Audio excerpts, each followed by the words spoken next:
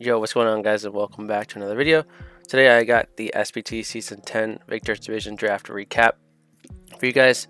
Last video I kind of just did my whole season in one video with all the battles and stuff, but I think for this one I'm going to do a draft recap and then I'll do the battles individually, so it's not just one long ass video, because I don't edit my videos. I never edit my videos, so that was a really long video to record for me, and I prefer probably just to do the battles separately. They will be live commentary, though. I don't know about the whole face cam and stuff, because usually I do my battles at night, or at least a lot of people like to do them at night, so the lighting in my room isn't the greatest, so I have the window open right now because it's during the day, so I can record this with my face. But yep, SBT really quickly, it's just a standard league, not decks, pretty standard tiers. You have 115 points to draft 9 to 11 mons, and we actually ended up getting the first pick. Now, if you didn't see my last video, we were in Challengers Division. There's actually 5 divisions for SBT. Conquerors all the way down to Rivals. We were asked to play in Conquerors last division, but I thought I would be busy, so I didn't play. Then after week 1, I replaced in the Challengers Division, which was the 4th best division, and then we just we won that one. So we skipped the 3rd one and went to the 2nd one, which is Victor's. And then if we do well here, we can go into Conquerors next division. So yeah, we got the first pick. Now, there's two undisputed top picks, at least to me, which is Dragapult and Urshifu. And I think Dragapult is actually a little bit better. And to be honest, I would have taken Dragapult, but I actually just got it in WPF. Although I'm not really a big fan of that team with Dragapult, because a lot of the things that you draft with Dragapult, like hard hitting fighting types like Mega Metachamp, for example, didn't actually last at the end of round 2 in that draft. So it's not the greatest Dragapult team. So honestly, I probably should have taken Dragapult again, but I did take Urshifu. And even at the end of round 2 and 3, where I would have had my 2nd and 3rd picks, there were such good Pokemon left to pair with Dragapult, which the guy who took Dragapult plant, he made a really good team. Actually, Metachamp lasted till the end of round 5, which is kind of crazy. So wish I took Pulp, but it's all good. I took Urshifu. Never tried Urshifu before.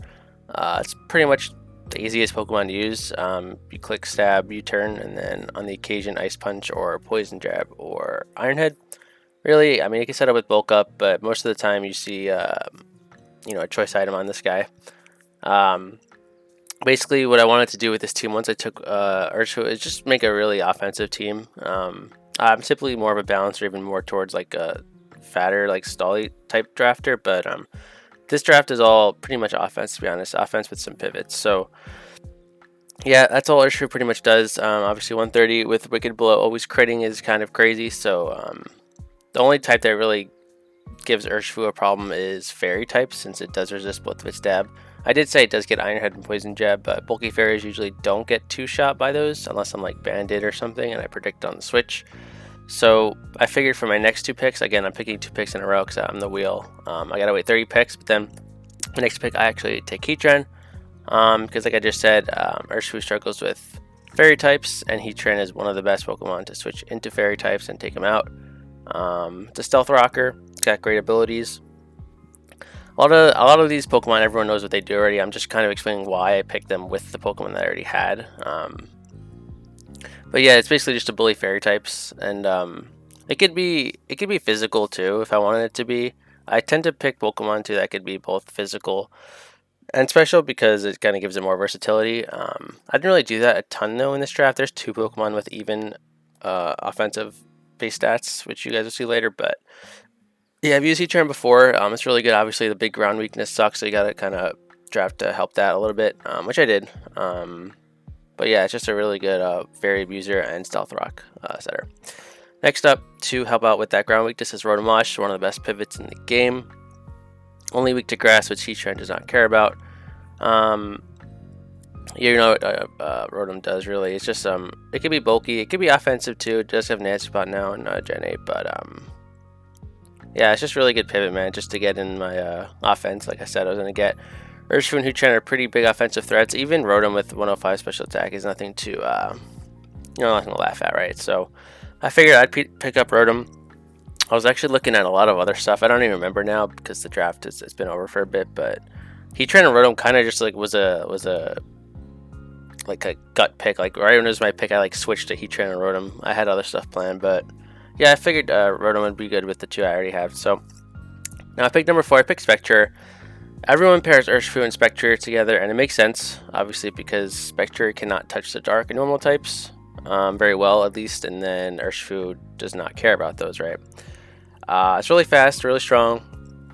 Like I said, I wanted to get a really core offensive build going here. Grimnay is also really good. It's like Moxie buff for special attackers. And I like Urshifu and Spectre because, not because you could bring it, well, you could bring it every week, but you don't have to. It just forces a lot of prep. And I see this a lot with Spectre and Urshifu. People just throw them together and they say like, oh, it's a good team, it works together, but you gotta have good pieces around it too, not just those two together. Urshifu, I mean, could be on really any team. It's just that good of a Pokemon.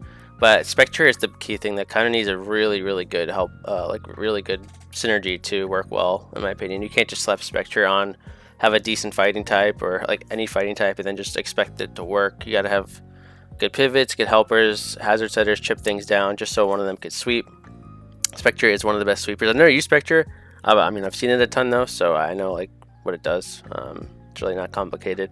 That's the thing with a lot of the Pokemon I have already, they're not really hard to use. They're pretty self-explanatory. So, but I figured I would get Spectre. I was debating Spectre and Gengar. Those are usually the two that are really paired with Urshifu. But I wanted Spectre because it's a lot faster. Never used it, and there's another poison I wanted, which was Weezing Galarian. This is like the only Pokemon that you could say doesn't really fit with the rest of the team because it's just like a defensive mon. It doesn't really have like pivot or anything, but it's another Pokemon that bullies fairy types that helps Urshifu. It can come in on most fairy types, no problem. And it does have T-Spikes, which is pretty big for an offensive team. You want to get hazards. I pretty much have all the hazards except for Sticky Web, I think, on this team. Obviously, hazards aren't as great anymore with boots. Everything runs boots nowadays, right? But yeah, I just wanted another thing to help with fairy types. Obviously, it's got 3 good abilities, which you don't really see very much. And its typing is really good for my team. Obviously, it's immune to ground, which helps Heatran. It resists the crap out of grass, which helps Rotom. It resists fighting too. Obviously, helps Heatran and Urshifu there. So it was just a good Pokemon for my team. I feel like for 10 points, it was worth the pickup. It might have been a little bit early, but I wanted to secure this pick because I was pretty confident that my rest of the draft, once I got my next pick, wasn't really going to get sniped because they're not really too popular Pokemon. So that's where I grabbed Weezing. Then we grabbed another, again, offensive threat. I use this thing a ton, like in Rock Dusk. 117 attack with Tough Claws boosting it is just crazy. This thing has coverage to pretty much nuke every type. It's got CC for the Steel types, and I guess the bulky Dark types. Crunch for the Psychic types. Iron Head for the Fairy types. Psychic Veins for the bulky Fighting and Poison types, etc. Great priority in a Cell Rock. That's another thing. I think having priority is really, really useful in offensive builds like this, and you're going to see, not my next pick, but I think pretty much all the picks after, they're going to have priority on them. And then this plus Urshifu has a Sucker Punch as well. So, but yeah, Lycanroc Rock Dusk is really, really strong. I think it should really be more than 12 points, but I mean, I'll take it. This was the one thing I was worried about. When I was picking Spectre, Weezing, I was debating between those two and this one, which one I should like leave out, because I have to wait 30 picks for the next pick, and which one might get taken. I figured Lycanroc Dusk was like least likely to get sniped because people want fairy types, so Weezing could have went. So, and I just really wanted to secure Spectre. So, but yeah, I've used Lycanroc a ton. It's just really good. Obviously really frail, pretty much dies to any hit, but you're not drafting it for its bulk, right? Pairing with Lycanroc, we got Gligar, our ground type.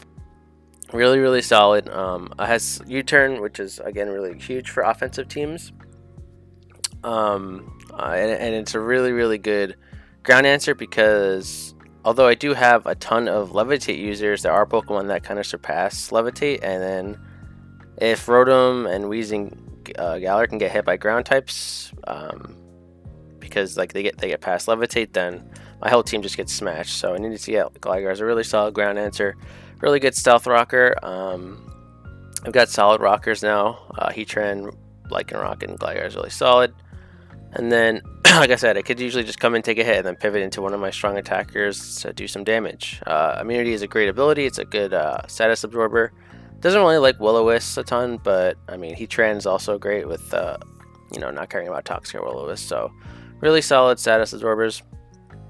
And this thing can either be defensive or SBT. As the SBT, obviously, if you look, isn't the greatest, but it could definitely, if you invest in it, take some special hits. Next up, we actually ended up taking Azelf with pick 8. Azelf's another Pokemon I never used, but it was still there.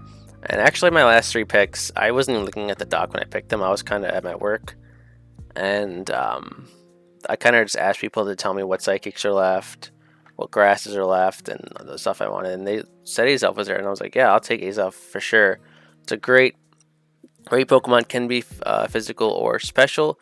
Really fast, has the ability to set up Stealth Rock and go Explosion, which is really fun. Obviously, it's just really good on offensive teams. I think it might actually get screens too. I'm not sure. I know the other 2, I'm pretty sure get screens, so he probably does too, although you don't really see Azelf run screens. Can run Nasty Plot though, and it has like pretty much all the coverage in the world. So Azelf is really strong. Never used it, but I've seen it put in a ton of work, and I figured I'd try it on this build because it makes sense. It makes a lot of sense.